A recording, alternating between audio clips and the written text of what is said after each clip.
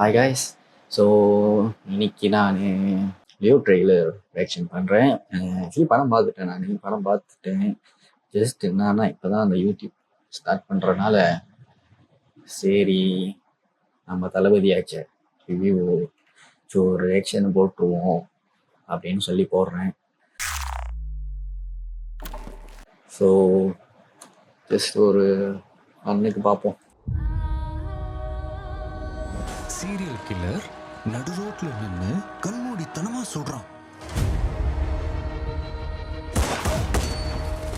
ஏற்கனவே நிறைய பேர் தெருவில் செத்து கிடக்குறாங்க. Is notorious. பார்க்குற எல்லாரையும் சொல்றான்.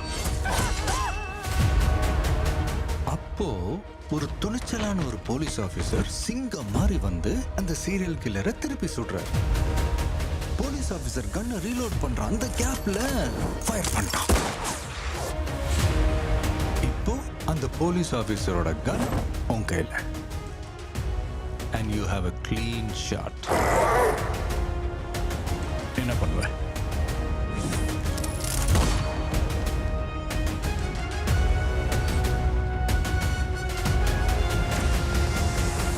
அவ இந்த ஊரை ஏமாத்தலாம், உலகத்தை ஏமாத்தலாம், ஆனா என்ன ஏமாத்த முடியாது.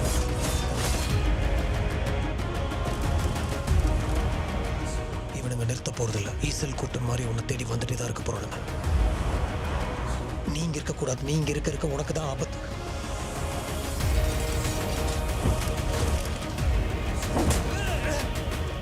இனிமே நம்ம லைஃப் இப்படிதான் இருக்க போகுதுல பார்த்தி.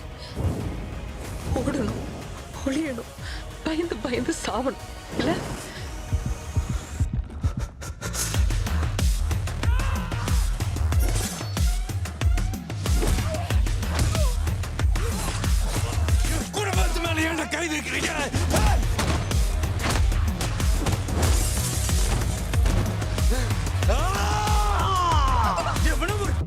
பையன் என்ன மாதிரி இருக்கான்ட்டு ஆளாளுக்கு என்ன போட்டு உயிரிழந்தா நான் என்னடி பண்ணுவேன்?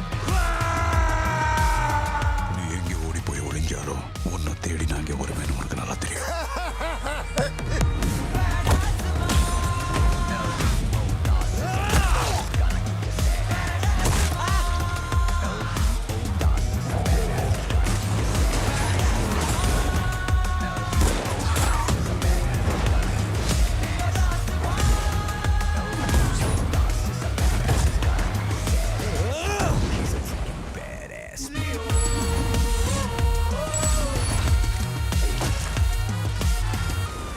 அதுக்கு மேல உண்மையை சொல்லணும்னா லியோ தான் உயிரோட வந்து சொல்லணும்.